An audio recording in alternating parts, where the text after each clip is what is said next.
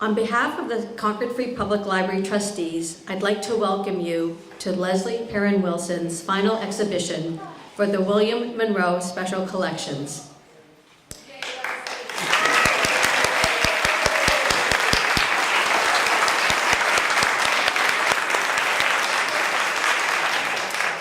In this exhibition, we have the opportunity to see the collections from Leslie's perspective and what it has to offer to all of our users, serious scholars, citizens, and the casual visitor.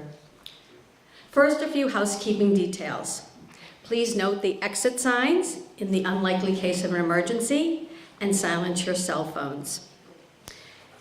Following the program, please stay for more refreshments and to see the exhibition if you have a chance. Obviously it will be up for a while, so you'll have another opportunity. And we have a very special guest book made out of Florentine paper, which we thought Leslie would appreciate, that we would love for everyone to sign, and if you wish, write a note, and that's in the reception area. A big thank you to the library director, Carrie Cronin, our wonderful library staff, and our outstanding development group for making this event possible. Thank you so much.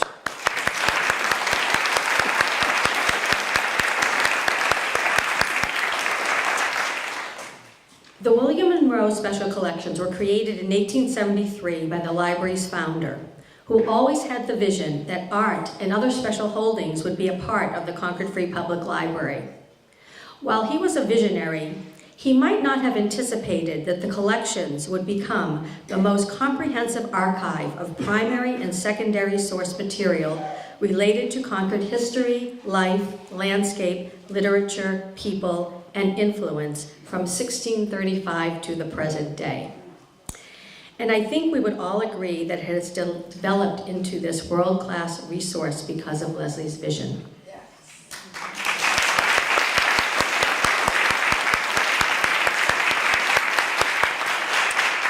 Leslie has taught the trustees not to think about special collections as treasures, but as materials that tell the story of Concord.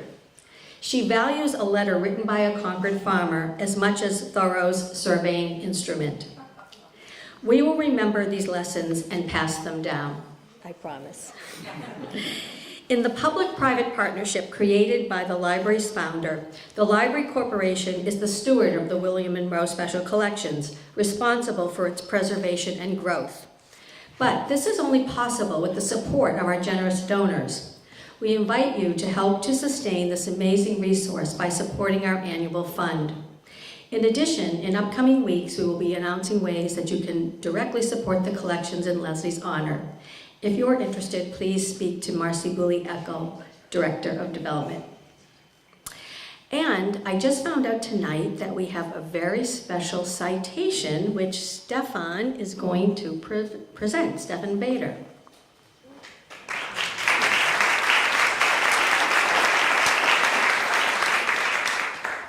Thank you, Sherry. I bring greetings from the State House and from our State Representative, Tammy Govea, who unfortunately could not be with us tonight, but I'm here in her stead to bring congratulations from the State House to Leslie Perrin Wilson in recognition of your 23 years of work and dedication to the Concord Free Public Library. Congratulations on your final exhibition and happy retirement.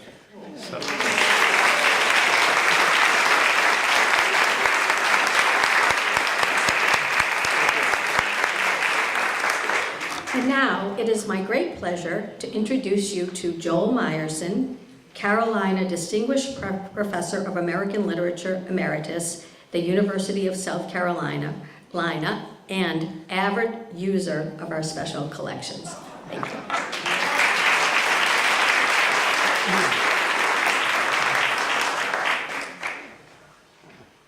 Thank you, Sherry. I've never spoken with a double Wilson on the rocks before.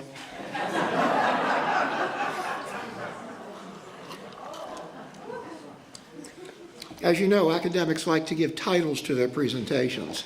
It adds an extra line in the resume. So I have titled mine, Things I Learned from Leslie Perrin Wilson, and can say in public. Okay. First, it's essential to have someone like Joyce Woodman work with you.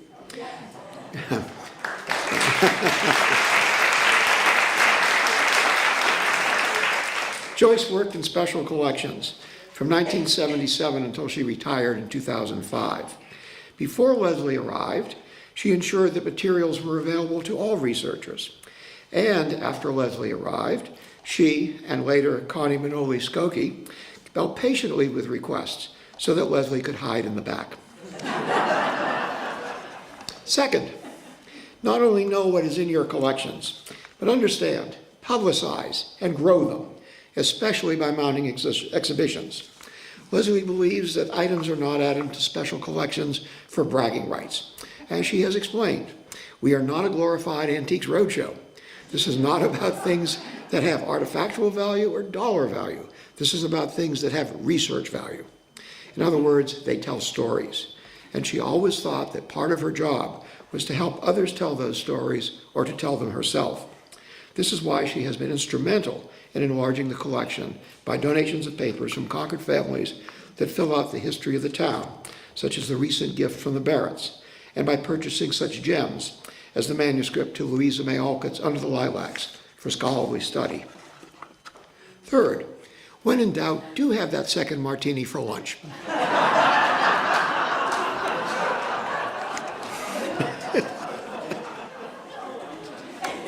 Nothing I'm saying is false. Fourth, treat being the curator of special collections in Concord, as a capstone to a career, not a stepping stone to a so-called better job. Just as special collections are tucked away in the library, the political history and literary culture of the town are also tucked away in them. And anyone who doesn't recognize this and can't capitalize on it by making the town aware of it should not be the Concord curator. Fifth,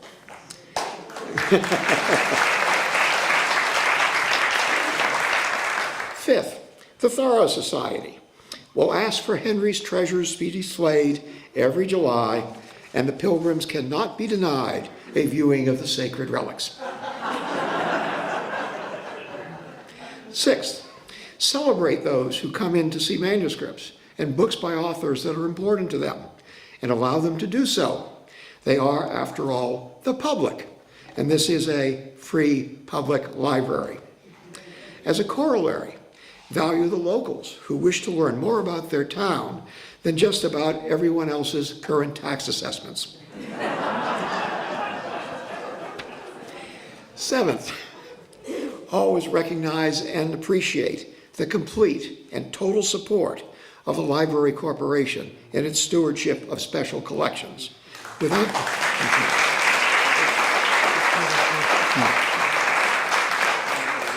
Without them, special collections would have no protection against untoward forces.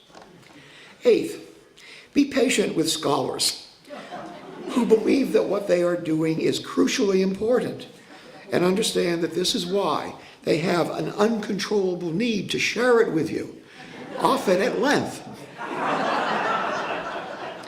As a corollary, make them pay for lunch.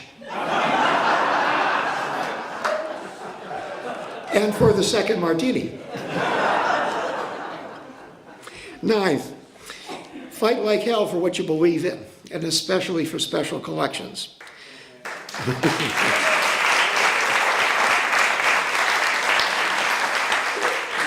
The curator's position is not a sinecure but a vocation, not a job but an opportunity. Finally, I'd like to make some general comments about what I've learned from Leslie.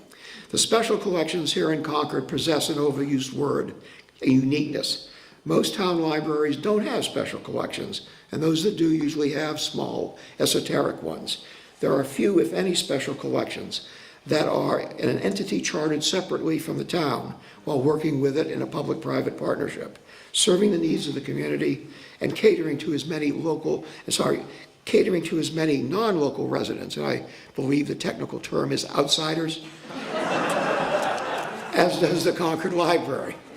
Indeed, I'm willing to bet that the special collections here have more people use them than do the special collections of most small college libraries. If the people of Concord have been generous in their support of these special collections because they recognize that they contain links to what is best in Concord's history, its revolutionary rebellion, and its literary renaissance. And Leslie has responded to this support by making many of the collections available on the internet so that the treasures of the Concord Free Public Library may be shared with the citizens of the world. And, not incidentally, she has received hundreds of thousands of dollars in external funding to make it possible. So, I say to Leslie, thank you for your stewardship of special collections over the years, your friendship, your patience, and your willingness to have that second martini, even if I have to pay for it.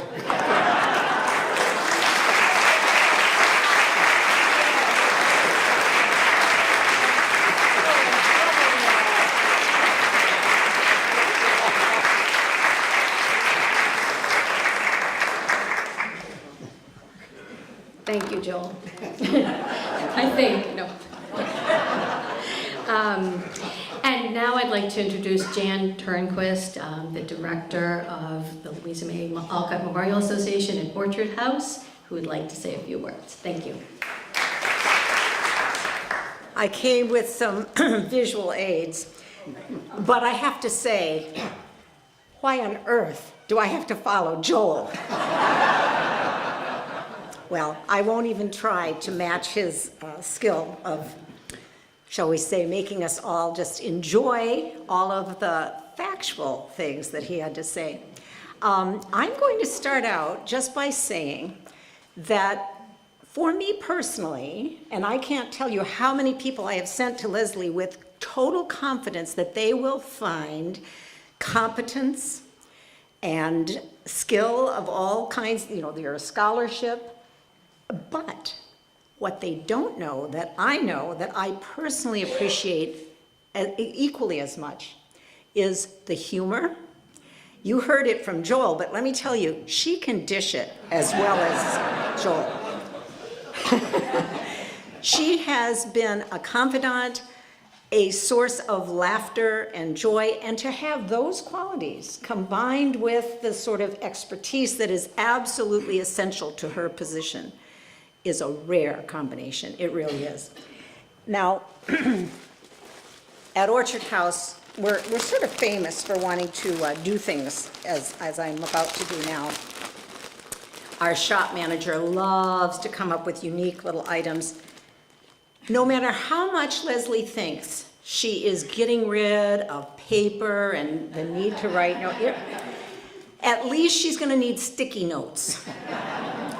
And this one has a dragonfly on it, and I am told that a dragonfly symbolizes good luck. And you don't need it because you make your own good luck, but I'm still going to wish her good luck in all her next ventures. I know she's not going to sit around letting grass grow beneath her feet. She's got all kinds of adventures ahead of her. So this is your little dragonfly to accompany you on that. Then I have a little bag that, because you're going to need to put things, you know, probably all kinds of things from here. And it says, behind every successful woman is herself.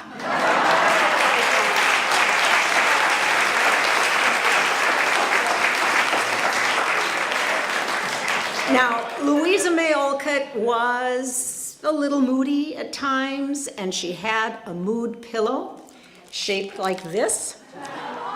When it was up on the sofa in the parlor of Orchard House, it meant all was well. You could approach her. And when it was like this, it meant stay away from Louisa. Now, Leslie, you are not a moody person, particularly, but this could come in handy. And it has the added advantage of being extremely comfortable. We have other patterns, so if you want a different pattern, you can come and pick a different one. Although I thought this was rather cheerful. So these are 3 little tiny items just to remind you of how much we at Orchard House and I personally appreciate you And I know you don't know half the people who've come to you because I've said, go see Leslie, you have to see Leslie. In fact, someone who's going to be meeting with me this weekend said, and I'm hoping to sneak in and see Leslie. I didn't want to tell her that I don't think that's going to work over the weekend, but that's all right. She knows of your reputation. It precedes you everywhere. So Leslie, congratulations. All of this is so well deserved. And we are honored, all of us honored, to celebrate you tonight.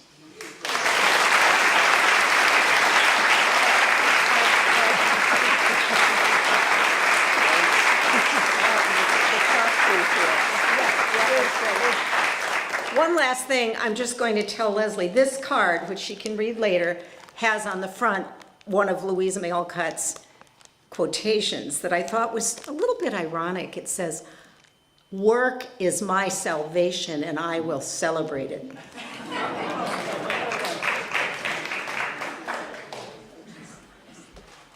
Thank you, Jan. And now I'd like to introduce Pulitzer Prize winning author Megan Marshall, also an active user of our special collections. Megan? I hope you all noticed on your program, in line with Jan's remarks, that we're going to have feminist refreshments tonight. Refreshments, it says. I'm looking forward to those. My connection with Leslie goes back even before she was the director of special collections. Many of you know I worked for 20 years on a book about the Peabody sisters, the oldest of whom was Elizabeth Palmer Peabody. And I came to the Concord Free Library while Marcia Moss was still the director. And Leslie, I learned, had done this amazing thing. She had gathered all the books that were in Elizabeth Peabody's foreign library and subscription library that happened to have been donated to by Elizabeth, I think, in the 1870s to the Concord Free Library. They were in the general collections, and Leslie was an intern or something. Whatever project.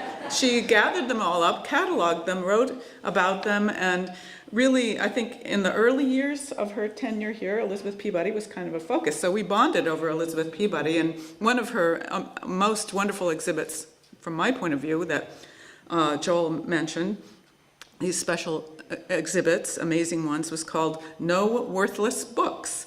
And that was a quotation from Elizabeth Peabody about she would have no worthless books in her bookstore and lending library. So I think we could call the exhibit that we have upstairs now, No Worthless Books, manuscripts, photographs, daguerreotypes, broadsides, and other worthy ephemera that Leslie has added to that Peabody collection and all the sorts of things that were already here. Another of my favorite quotations from Elizabeth Palmer Peabody came from journals that I happen to come across, not here, I'll have to say, but still. But I think of this phrase when I think of the strong, remarkable women that I know, and I think of Elizabeth Peabody's determination just before she opened her bookstore to be myself and act. A phrase that anyone might say today, along with the sentiment on that tote bag. So what I thought I'd just do is read a little passage from one of my favorite works by Elizabeth Palmer Peabody called A Vision, which was a kind of a rhapsody that she wrote in the height of Transcendentalism, March 1843. It was published in The Pioneer, a journal edited by James Russell Lowell, who I guess later strayed from his kind of open-mindedness. Anyway, and it was in the very first issue, I believe, Pioneer 1, March 1843. And if anyone would like to look this particular passage up, it's also been excerpted in a wonderful book edited by Phyllis Cole, who's over here, another regular user of the library, and Jana Argersinger, called Toward a Female Genealogy of Transcendentalism, with many articles, but also these interesting little passages. And I picked this because I think it describes not only Elizabeth Peabody's wild vision of 1843, she was then 40 years old, but also it kind of gives you a sense of what it's like to work in this library with so much wonderful stuff around you in the special collections that Leslie has gathered and were there already. So here's Elizabeth Peabody. A few evenings since, while sitting in deep reflection over a pamphlet that contains a new definition of life, and seeming to catch a gleam of light upon that mysterious death in life, which so extensively characterizes modern genius, suddenly I found myself taken off my feet and realized before my eyes, all at once, all time. And not only the real personages of history, but the fictitious beings of poetry and romance, equally palpable, were present, and all the creations of the masters of art. The pictures of which Pausanias gives an account, and which I suppose lost long ago, were before me, not only in all their original coloring, but even alive, as they were not on the canvas. The lost statuary reappeared, and temples whose decayed remnants alone have been seen since the period of recorded history were fresh to my sense as the Gothic churches of the Middle Ages and the mixed architecture of the present.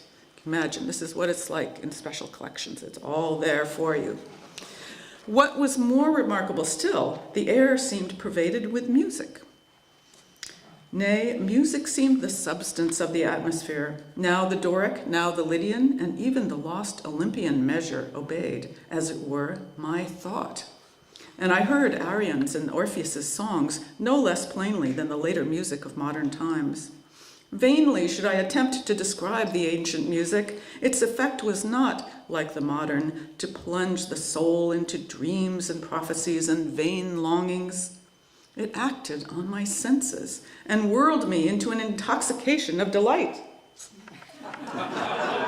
Maybe they found that wonderful, the Concord hymn came in through the door. An intoxication of delight, it's up there, given by the Barrett descendants. I understood at once all the wild forms on the Etruscan terracotta, the stories of the Bacchanalian fervor, the martial deeds of high antiquity, the taming of monsters, the conquest of the infernal regions, the rising of the walls of Thebes, and the following of Orpheus by the rocks and trees. The fables of antiquity seemed to me no longer fables, but inevitable facts. I did not pretend to ask about probabilities. I did not question my perceptions. I saw and believed my senses. Not more easily does the eye integrate with the distant horizons, the various objects of the landscape, and even in proportion to the sweep of vision, give the mind a sense of deeper repose than, with the same calming effect, appeared in the world of time, one day as 1,000 years, and 1,000 years as one day in the Monroe Special Collections. In this music life, forms unfolded to me their meanings. I mean more especially those forms which owe their existence to the genius of men. I saw architecture with solid harmony and painting liquid harmony. Every statue, a single chord. Every picture, a melody. Thank you. Thank you, Leslie.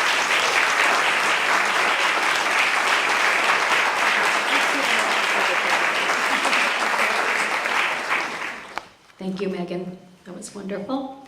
And finally, our final speaker for this evening, it is my great pleasure to introduce the curator of the William Monroe Special Collections, Leslie Perrin Wilson.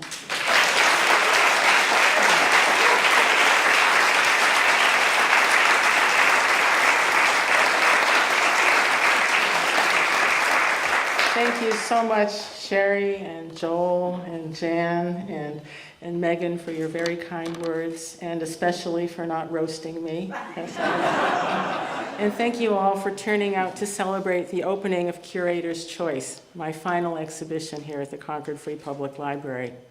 I know that some of you have traveled a very great distance to be here, Barrett descendants, and I truly appreciate that effort. Over the years, I've worked in one way or another with so many of you, scholars, information seekers, donors, library and town colleagues, trustees, library committee members, members of the historical community, and local residents who respect Concord's place in history and literature. Along with the support of family and friends, your high regard for this community resource is what has made my work meaningful over the past 23 years. I want to say a few words this evening about Curator's Choice. On the surface, this show highlights some of the items and collections it has delighted me in personal ways to shepherd into the library's holdings. Certainly, I've loved the chance to select material that speaks to me for display. But of course, as you might have suspected, the exhibition explores a bigger theme, too. It's about collection development more generally and what guides that process. I'm fortunate to have presided over strong research collections that boast a local and also a far broader than local interest. These collections were already rich when I took over from Marcia Moss, whom some of you may remember, in 1996. They had slowly been growing since the founding of the library in 1873 in fulfillment of the intent of library founder William Monroe to make this place a collecting agency for Concord-related materials. A printed handbill issued a few months before the opening of this place in October 1873 publicized the ambitious aim of gathering in the new library, and I quote, a complete collection of the literary, historical, municipal, religious, educational, and other works of Concord men and women. The anticipated result of this plan was framed as, again I quote, an appropriate gift of the present generation to posterity. And over time, it's become just that.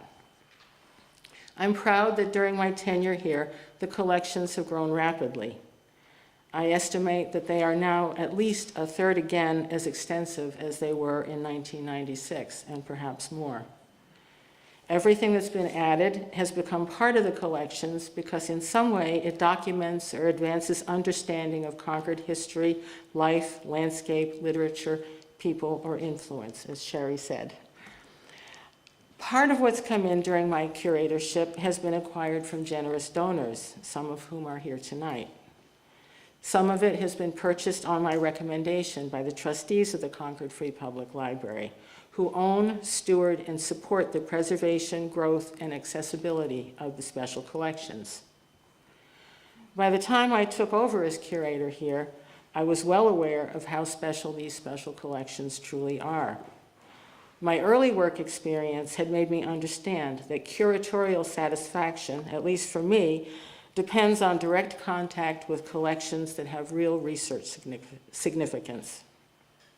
Having worked at the library prior to 1996 on several grant-funded projects, I knew that these collections matter to a lot of people both in and beyond Concord. So what makes these collections so special? From my boots-on-the-ground perspective, a good archive may be defined as one that consists of a variety of interconnected materials that work together to allow a supportable interpretation. High-spot manuscripts are exciting. Everybody loves them. But a single piece of writing in the hand of a famous person generally does not by itself tell a full and coherent story.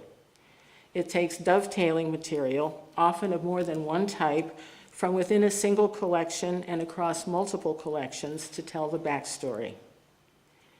This outlook is a content-based approach. But in defining special collections, people often focus instead on high-profile, glamorous items, manuscript in the hands of a famous author, or documents bearing the signature of some superstar of history. They may look at select individual items as precious treasures. Many of you know how much I hate that word. But to my mind, that approach essentially overlooks and even demeans the very real significance of archival and manuscript materials as the stuff of research. It's been a joy for me to curate the deep, overlapping collections here because they fit together like puzzle pieces, allowing the best kind of scholarship. Undoubtedly, part of the story of Henry Thoreau's life, thought, work, and world is contained in the manuscripts in his hand here and elsewhere. But the story becomes far more nuanced when you weave into it, as Laura Dassau-Walls did in her recent excellent biography of Thoreau, information from the Concord Farmers Club records, the business papers of 19th century Concord lawyer Nathan Brooks, and the records of the First Parish in Concord. Thoreau was a member of this community, and the records of local organizations and the papers of his townsmen helped to place him here. In 1996, having taken on the responsibility of caring for and managing an archive that was already outstanding, I optimistically set out to make it better. Curator's Choice explores some of the considerations that have factored into building up the research usefulness of the collections here over the past 23 years. I'd like to suggest a few of the specific objective reasons a gift or purchase may be considered desirable. First of all, the idea of collecting on strength is key.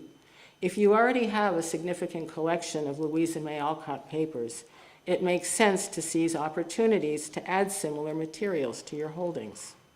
That's exactly what the library did several years ago when offered the chance to buy large portions of Alcott's working manuscripts for the books Eight Cousins and Under the Lilacs, as serialized in St. Nicholas magazine. Because so very little of that kind of material survives, this acquisition, which is included in Curator's Choice, turned the Alcott collection here into a major archive of the author's surviving working manuscript, an incredible resource for textual and literary scholars. Now, while building on existing strength is an obvious and natural strategy, if an archive hopes to maintain relevance in the face of changing trends in research, it's essential to direct attention to underdocumented subjects as well. One of the showcases upstairs includes letters by members of the Pritchard family who lived on Main Street in the 19th century, right across from where the library now stands. Their house is the present 140 Main Street, Concord Academy's Bradford House. The Pritchard papers came to the library in 2012 as a gift by a descendant of the family. I realized when I began to organize, arrange, and describe this donation that it contains an enormous amount of information about the intellectual, emotional, and social lives of women of the period, sisters Fanny, Lizzie, and Amelia Pritchard in particular. The letters of these engaging, funny, intelligent, perceptive, self-confident, literate, and sometimes opinionated women have opened up a subject documented in far less detail than the lives of the men in their world. Their gift to the library has enhanced research possibilities here. A collection like the Pritchard papers provides a window on the social history of Concord at a particular moment in time. Concord's population has encompassed more than the players in the events of April 19, 1775, and the 19th century authors. I truly believe that the town's social history, the consideration of it as a representative place, or at least a place that may be meaningfully compared with others, reflects historical reality in a more meaningful and interesting way than does focusing exclusively on the exceptional. A third measure of value is the question of whether an item or collection might illuminate the relationship between Concord and the world beyond its boundaries. There's a tendency to define what constitutes local history too narrowly, I think. But no place exists in a vacuum, and it doesn't diminish the right to local pride to consider a town's history and biography within a broader context as well. I'm proud to have presided over the acquisition of several important collections that place Concord people and values against a larger background. I was delighted by the gift in 2013 of the professional papers of Concord resident Joseph Coolidge Wheeler, who's here tonight. As many of you know, Joe was born and grew up on Virginia Road, one of 5 sons of a working farmer and a well-educated, strong-minded mother with a deep interest in Concord history. He spent the prime of his life outside of Concord, working in the Peace Corps and USAID in international development and humanitarian aid, and returned here in retirement. His papers are not primarily about events in Concord, but I believe, as you may read in the exhibition text upstairs, they do reflect an extension into the wider world of family and local values ingrained in early in life, a sense of responsibility for others, an inclusive understanding of the meaning of community, and pragmatism in pursuing idealistic goals. Also, some of you may remember an exhibition offered by the library last spring to showcase the gift by Susan Abele of the sketchbooks and papers of Ada Shepherd, the intelligent, well-educated young woman who served as governess to the children of Nathaniel and Sophia Peabody Hawthorne while they traveled and lived abroad in the late 1850s, following Hawthorne's tenure as American consul in Liverpool. That collection places Hawthorne, a Concord author both before and after his time abroad, against a cosmopolitan backdrop, and reveals details of how he and the members of his entourage, Ada Shepherd included, negotiated the larger world. Those are some fundamentals of thoughtful collection development, but others also come into play in decision-making about potential acquisitions. A number of these are highlighted in Curator's Choice, and I hope you'll all take the time to explore them up in the gallery. As I said earlier, beyond satisfying the formal criteria, collecting criteria for the special collections, all of the items upstairs appeal to me personally. You'll find plenty of highly subjective explanation in the item labels about why I chose them for Curator's Choice. Who doesn't love an opportunity to put their personal preferences front and center? I hope that each of you will also find objective and subjective ways to respond to items displayed in the show. An appreciative community, one that's engaged as well as informed, provides the strongest protection for rare and valuable materials. I urge you all to continue to cherish and support the amazing special collections here by understanding what they are and by using them, by making them your own. I'd like to thank you all for placing your confidence in me as I've worked to develop this incredible archive, to make it accessible, and to showcase it for public enjoyment. I've taken huge satisfaction in curating and promoting these collections. And now it's time to pass their care and feeding on to others who will work in their own way to build and share them. So I'd like to finish up by telling you an anecdote. Even though I don't usually do anecdotes, this is one that I've been saving since 1996. As some of you will remember, Marcia Moss, my predecessor as curator, who retired in 1996 after 18 years in the job and significantly more in other capacities at the Concord Free Public Library. She knew everyone in town. She had helped many people in the scholarly community over the years, and she was widely respected. When it was announced that I would be taking her place, a number of curious locals trekked downstairs to special collections to size up the new kid on the block. Among them was a certain someone who was born and raised and lived in Concord, who might be here tonight. I don't think I've seen him, but he will remain nameless. I talked with this unidentified someone for a while. Just before he left, he said to me, "You've got some pretty big shoes to fill." Flippant by nature, I looked back at him and I said the first smart aleck thing that came into my head. "Yeah, well, I've got big feet." And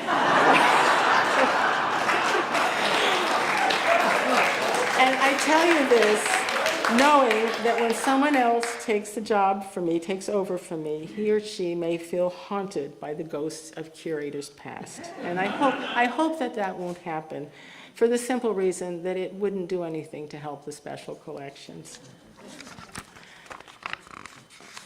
No doubt someone else will approach the problems and the challenges and the pleasures of the department in different ways than I have, but they'll also offer a new perspective and fresh ideas, and with any luck, a well of untapped creativity.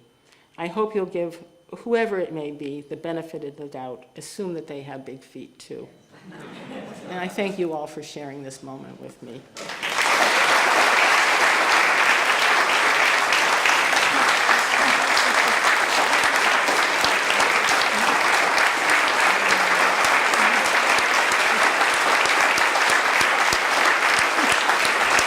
I don't want to cry.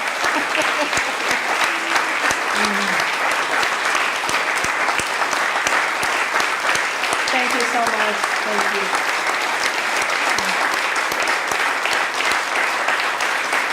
And now, I've been encouraged to tell you all that you must stay and enjoy the refreshments that are going to be passed around and the company of other people who love the library. I'm going to be adjourning to the gallery, and I'll be glad to talk with anybody who wants to ask a question or make a comment or do a roast or whatever they want to do.